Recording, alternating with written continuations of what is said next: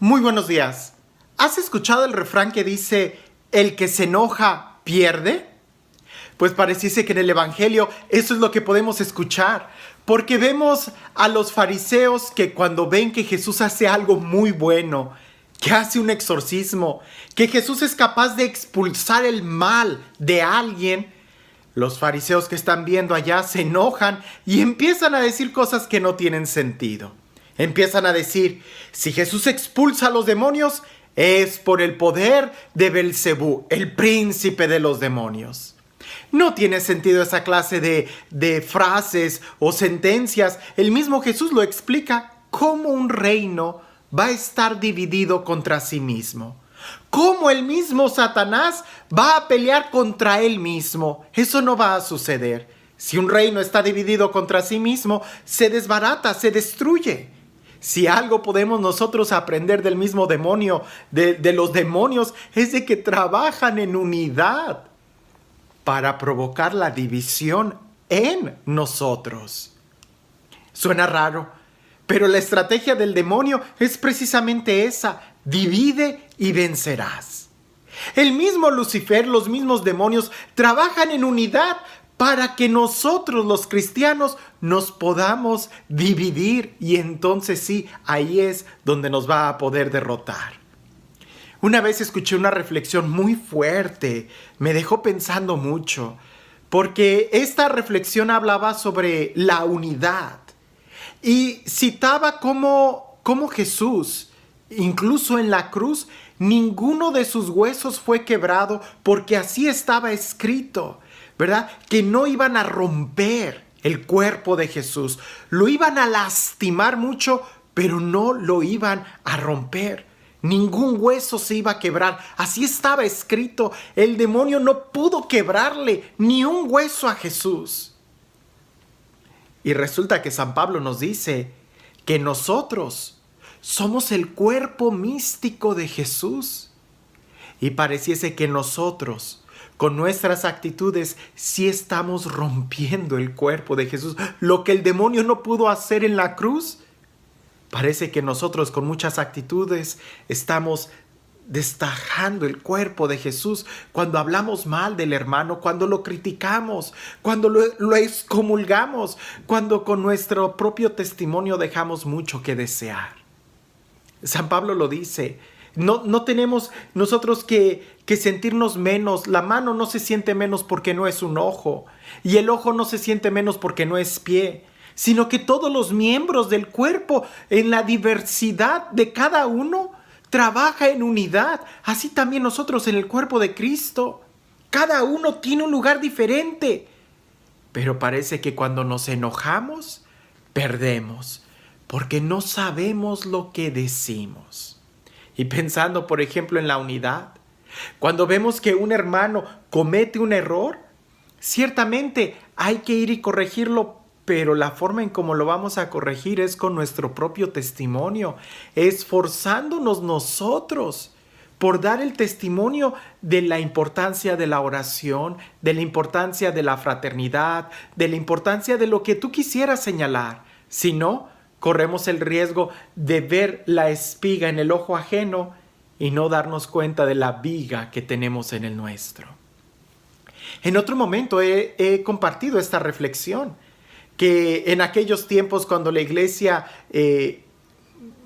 se distinguía por vivir en mucha opulencia, encontramos a dos personajes, a Martín Lutero y a San Francisco de Asís.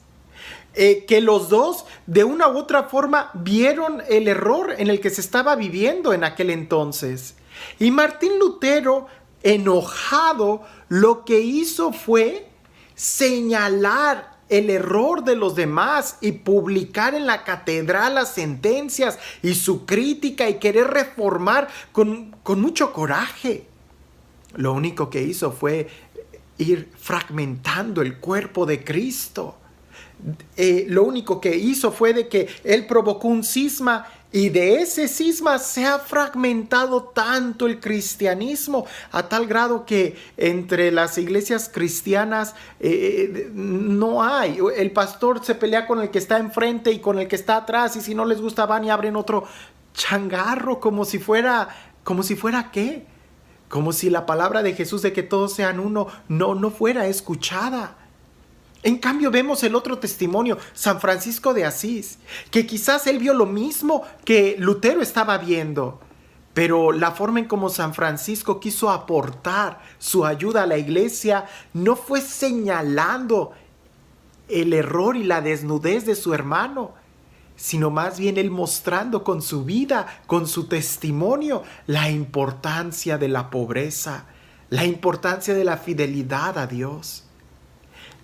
El que se enoja pierde. Cuando nosotros nos enojamos, no sabemos lo que estamos diciendo.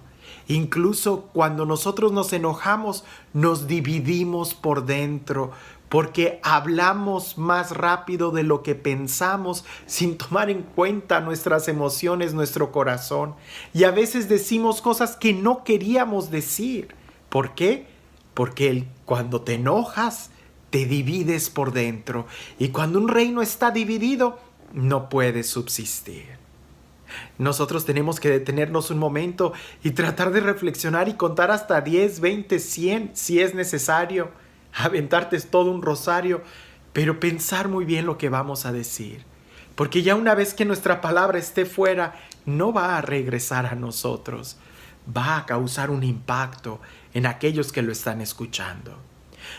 Sí, ciertamente, no somos ciegos. Si vemos que el hermano tiene un error, demos testimonio, seamos luz.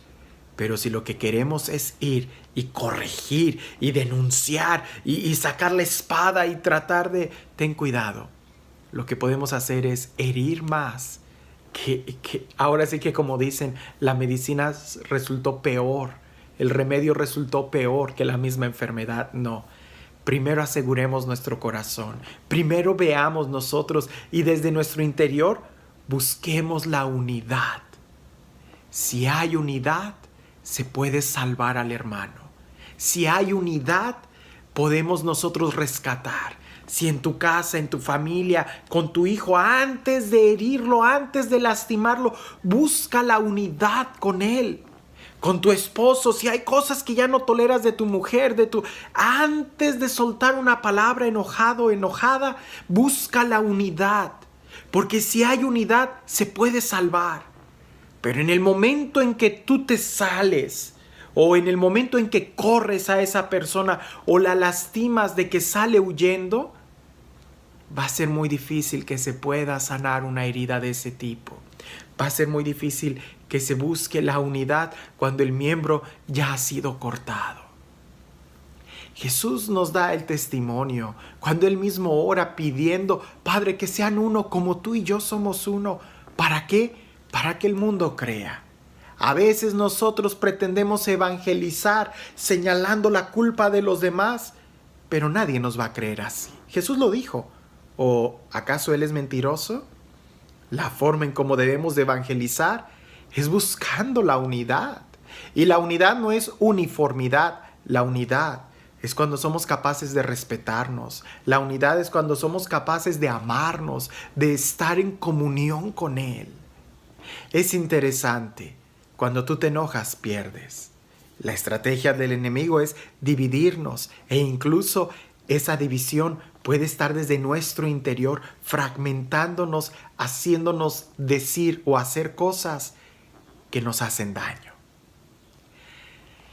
Este Dios que es el Dios del amor, el Dios de la paz, el Dios de la misericordia, el Dios de la unidad, el Dios que nos enseña que es más importante rescatar a quien está perdido que simplemente dejarlo solo. El Dios que incluso va por aquel que está aislado, dejando a las 99 que están muy bien. Pero ese Dios que sabe que lo más importante es estar unidos, reunidos, unidos en Él, porque así hay esperanza. Que sea este Dios quien el día de hoy nos atraiga hacia Él, nos atraiga a su corazón, nos haga vernos como hermanos y sobre todo nos dé la capacidad de discernir lo que más conviene a nosotros y a la iglesia. Que sea este Dios, el Dios de la unidad, quien nos bendiga en el nombre del Padre, del Hijo y del Espíritu Santo. La estrategia del enemigo es divide y vencerás. Jesús viene a unirnos. La pregunta es, ¿y nosotros en la iglesia estamos dividiendo o estamos uniendo? No sea que nosotros estemos dividiendo el cuerpo de Cristo cuando lo que debemos de hacer es tratar de unir a otros a Jesús, y eso es incrementando la familia de Cristo. Antes de enojarte, piensa en esto: el que se enoja, pierde. No pierdas, no te pierdas y no pierdas a ningún hermano. No des lugar al diablo, cuenta hasta 10, 20 o 100, pero siempre piensa que en la unidad hay esperanza. Cuando nos dividimos, ya no hay mucho que hacer. Que el día de hoy podamos vivir en fraternidad y disfrutemos la vida que Dios nos da. Que tengas un excelente día.